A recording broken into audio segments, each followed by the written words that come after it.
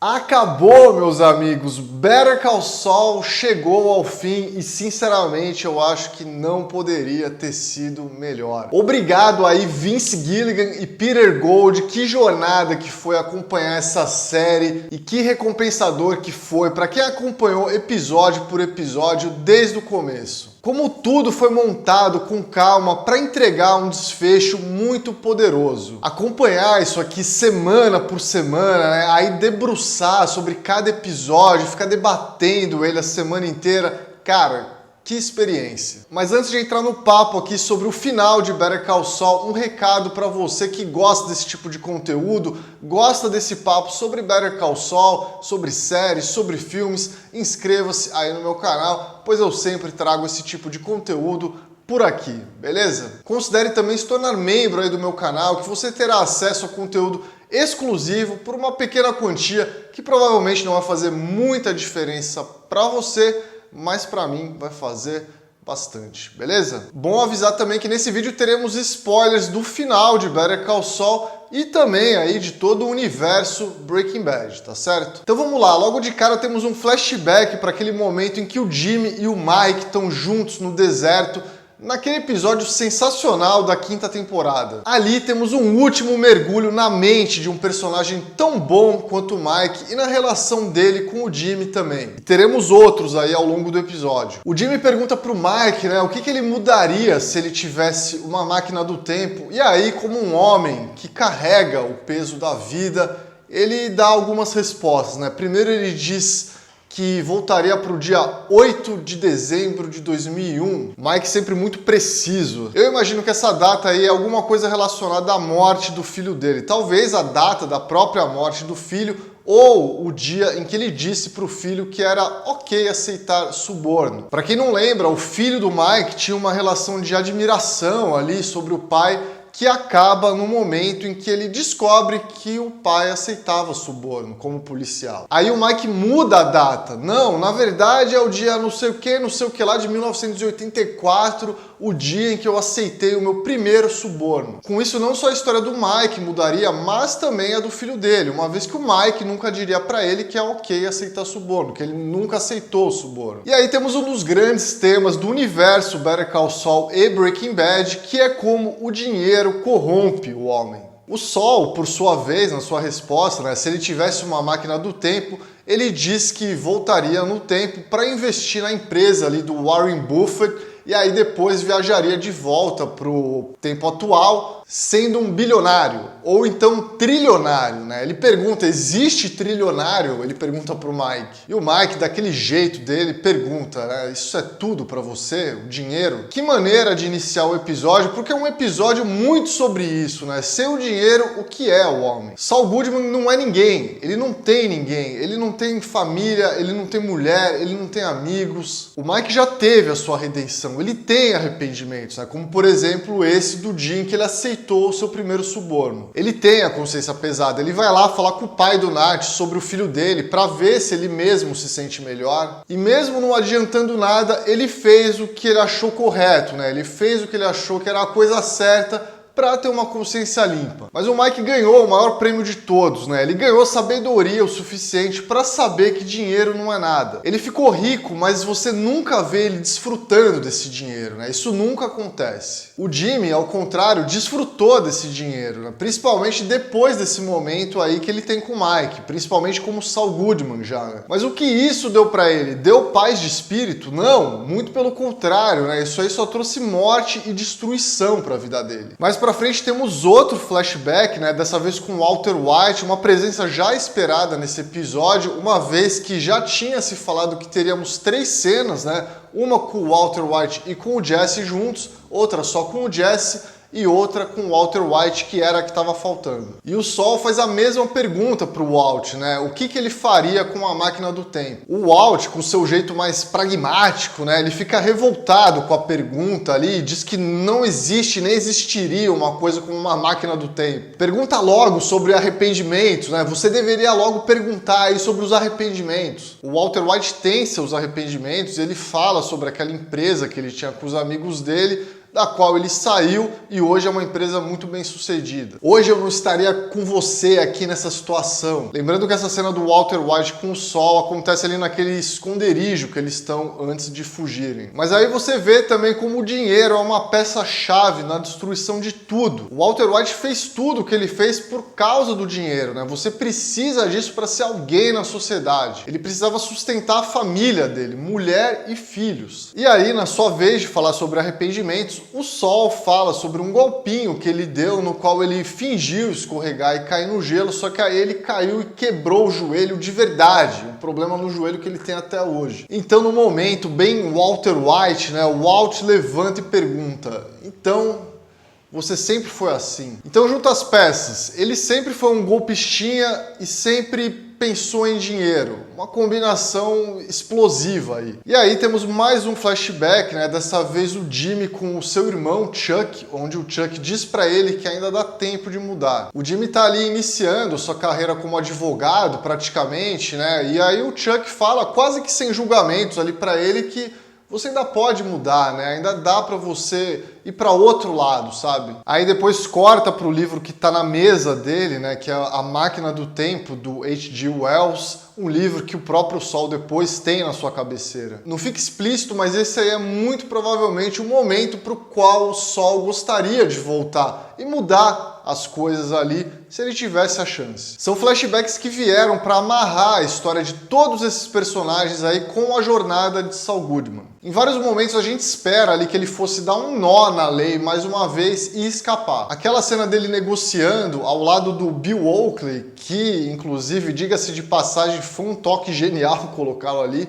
Aquela cena fez a gente acreditar nisso. O cara ia pegar só 7 anos e meio de prisão, que outra trivia aí é o tempo exato que a série tem desde que ela começou, né? Que foi em fevereiro de 2015. Ou seja, para pensar, desde que a série começou, 7 anos e meio não é tanto tempo assim. Outro acréscimo muito bom aí para esse final foi a Marie, né? A viúva do Hank, que era a única pessoa com um pingo de humanidade naquela sala. A única que tinha uma ligação emocional com uma das vítimas, no caso. Foi uma surpresa muito agradável essa participação e que, como tudo nessa série, só vem para acrescentar. Ali foi uma lembrança não só para ele, Saul Goodman, né, mas pra gente também, como telespectadores, que todas essas ações aí têm consequências. São mortes, são vidas que são destruídas de quem fica, né? Morte do Howard, morte do Chuck, morte do Hank. Então ali naquela fatídica cena do tribunal, a última cena de tribunal da série, temos o verdadeiro enterro de Saul Goodman. Com suas roupas ali características, né, que se destacam mesmo na fotografia em preto e branco. Ali ele volta a ser Jimmy McGill, um cara bom em sua essência,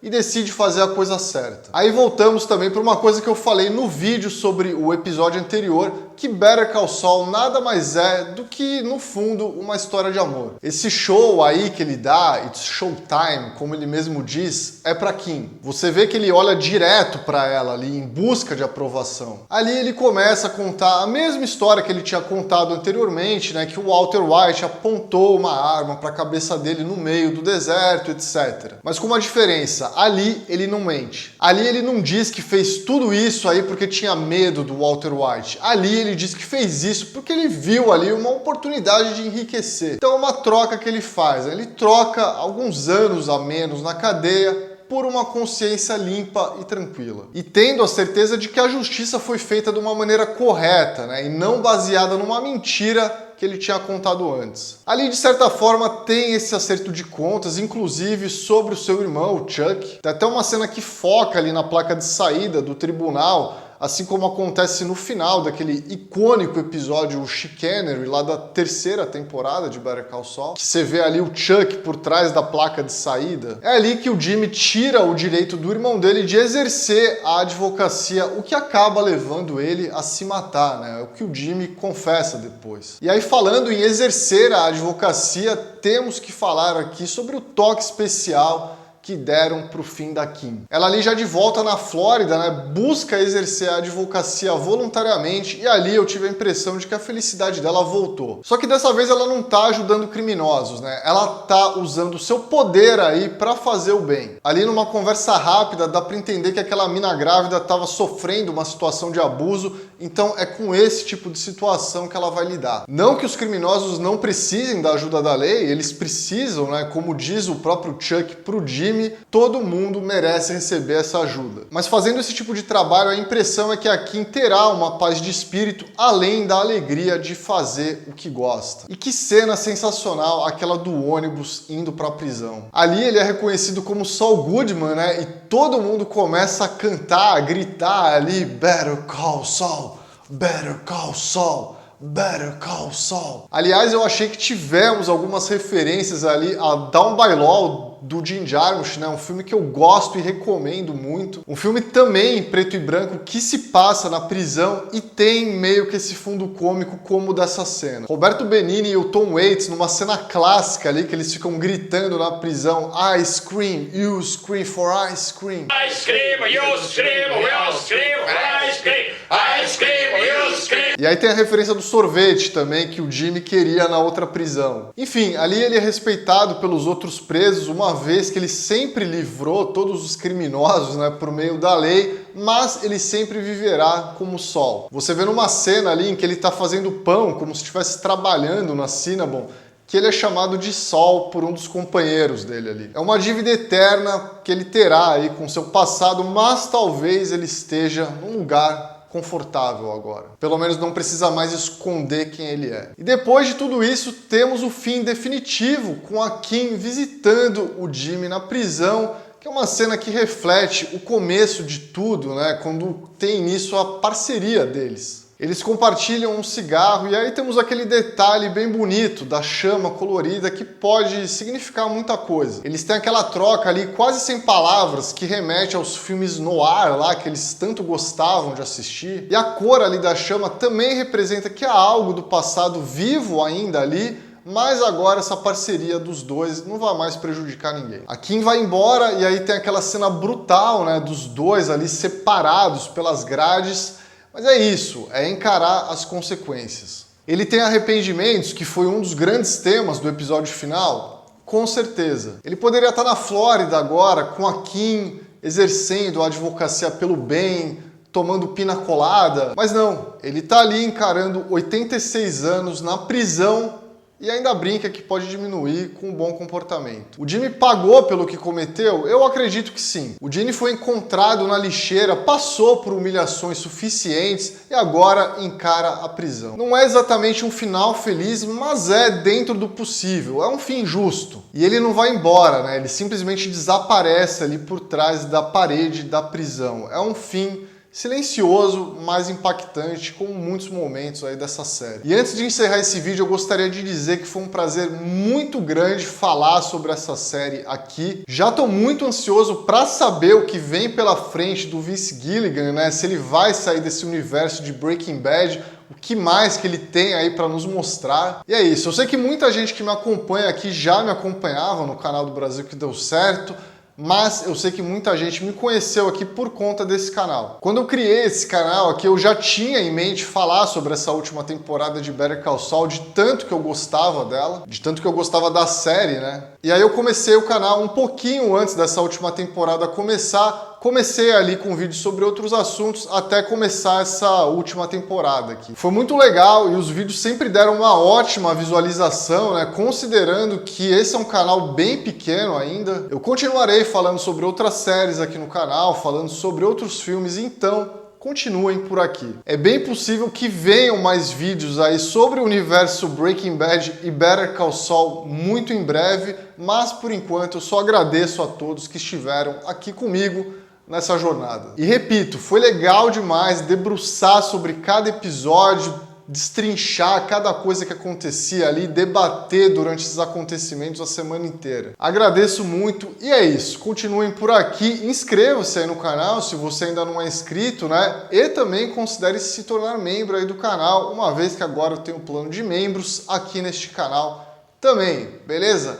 Galera, por enquanto é isso. Um grande abraço e tchau!